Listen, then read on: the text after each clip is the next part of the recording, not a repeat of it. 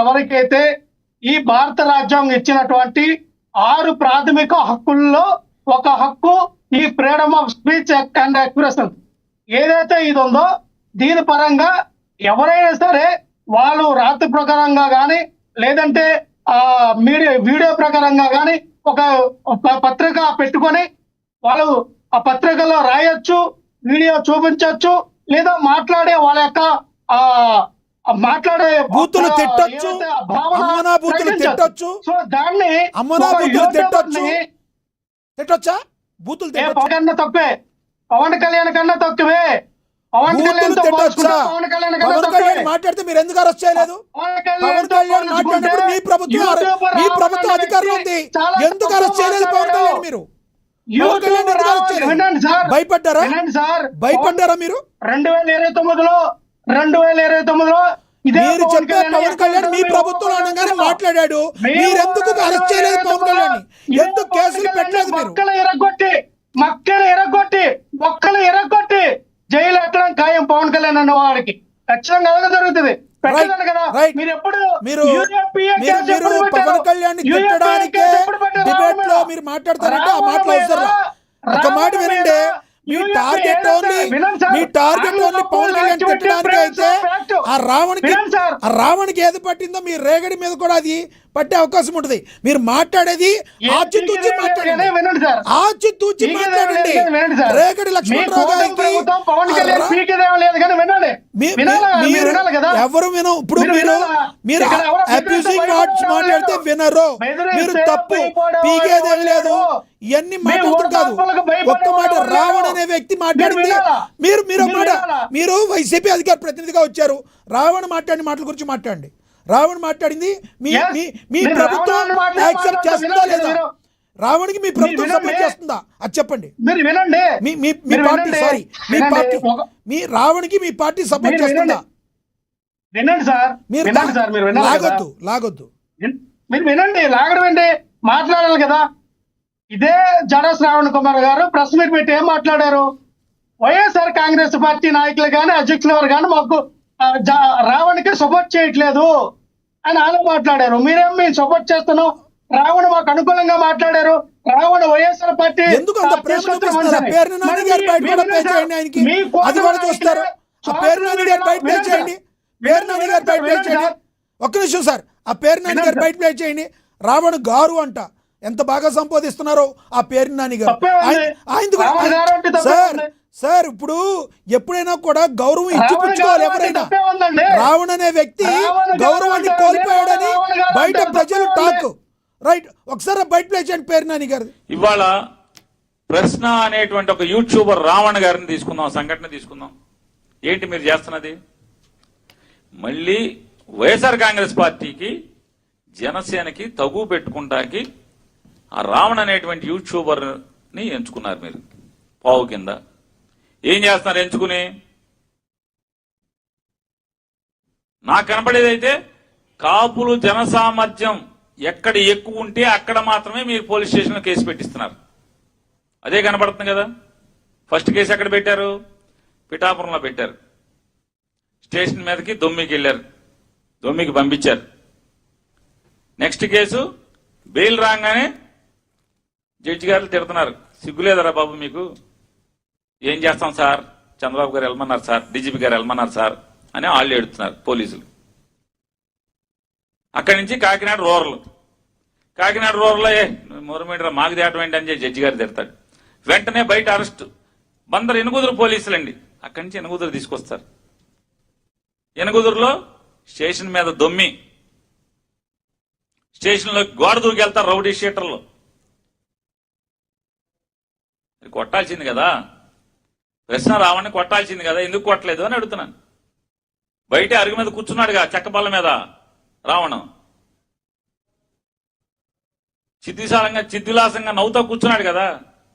మరి అంత పోటుగాళ్ళు గోడ దూకెళ్ళిన రౌడీలు రావణ్ణి ఎందుకు కొట్టలేదు అంటున్నాను. అంటే మీ డ్రామా అక్కడి వరకే.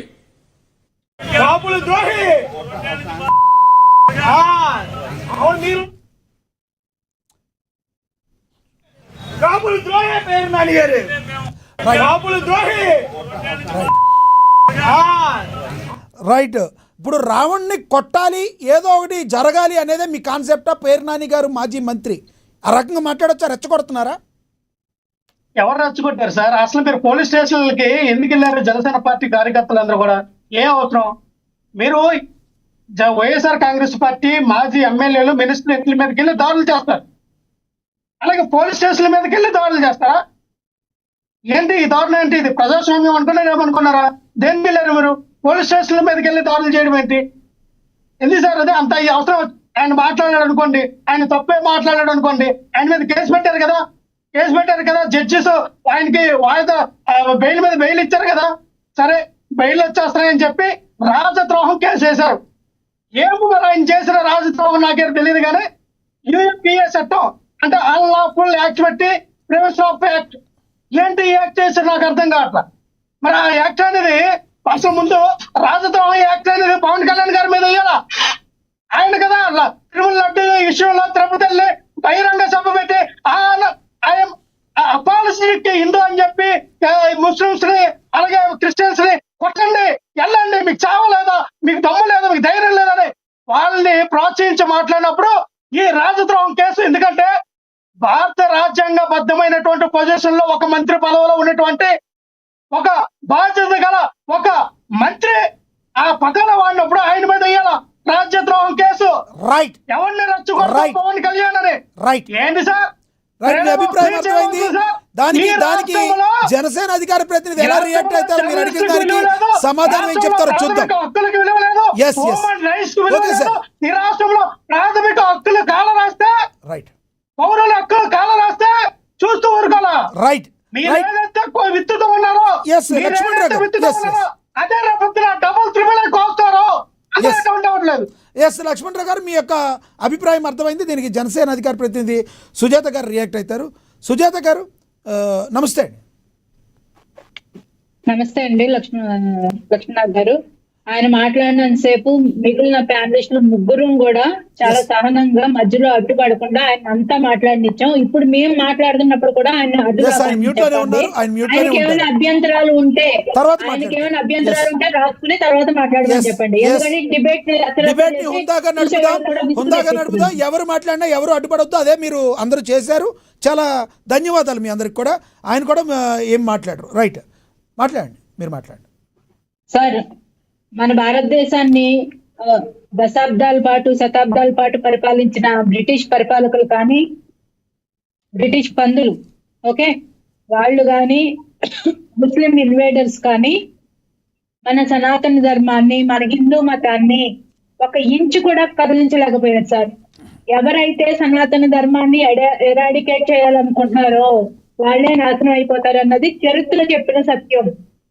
అయితే ఇప్పుడు ఈ రావణ్ అనే వ్యక్తి ఒక హిందూ వ్యతిరేకి, దేశద్రోహి. ఎందుకంటే ఈ మాట్లాడుతున్నానంటే మీరు ఇందాక ప్లే చేసిన ఆడియోలో చూసారు కదా, ఏ విధంగా అతను రామాయణ మహాభారతాలను కించపరిచాడు, రాముని కించపరిచాడు, ద్రౌపదిని కించపరిచాడు, సీతమ్మ గారిని కించపరిచాడు.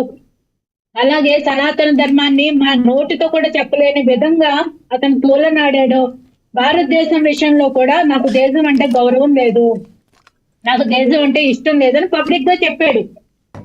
ఇంకొక విషయం సార్, దాదాపు 166 మందిని ఓచకోత కోసిన అసబ్ అనే వ్యక్తికి మానవ హక్కులు ఉండాలని మాట్లాడిన వ్యక్తి రావణ్ అనే వ్యక్తి. సో ఇతను దేశద్రోహ, మరి ఇంకేదన్నా అంటారా? దేశద్రోహం కేసులు అందుకోసమే పడుతున్నాయి రావణ్ మీద. ఇంకొక విషయం, పవన్ కళ్యాణ్ గారు నక్సలిజం అని చెప్పేసి నోటుకు వచ్చినట్టు, మనం మీడియా ముందు ఉన్నాం కదా అని చెప్పి నోటుకు వచ్చినట్టు అబద్ధాలు మాట్లాడకూడదు. పవన్ కళ్యాణ్ గారు నేను లెఫ్ట్ కాదు రైట్ కాదు, నాది స్ట్రైట్ వే, నేను మానవతా వ్యక్తిత్వం ఉన్నది అని చాలా స్పష్టంగా చెప్పారు. ఏంటంటే రైట్ వింగ్ లెఫ్ట్ వింగ్ అని చెప్పి మళ్ళీ కొత్తగా తెస్తున్నారు. ఇంకొక విషయం, పవన్ కళ్యాణ్ గారు అంటే మనకు బుద్ధి, జ్ఞానం, సిగ్గు, శరం ఉంటే పవన్ కళ్యాణ్ గారు తిరుపతిలో మాట్లాడిన మాటల్లో నా ధర్మాన్ని కాపాడుకుంటాను, నేను సనాతన హిందువుని అని చెప్పారు. అంతేకాని ముస్లింస్ కానీ క్రిస్టియన్స్ కానీ ఆయన ఎక్కడా తోలనాడలేదు, మన మీద దాడులు చేయమని చెప్పలేదు. అలా చెప్పినట్టు మీరు ఒక్క క్లిప్ చూపిస్తే, మీరు ఒక్కటి చూపిస్తే, నాకు రుజువు చూపిస్తే నేను ఈ రోజు పార్టీ నుంచి వెళ్ళిపోతా. అర్థమైందా? తప్పుడు మాటలు డిబేట్ లో ఉన్నాం, మీడియాలో ఉన్నాం చెప్పి మీరు తప్పుడు సమాచారం ఇవ్వద్దు, తప్పుదారి పట్టించొద్దు ప్రజల్ని. సరే, ఇంకొక విషయం, ఏదైతే ఈ రావణ్ అనే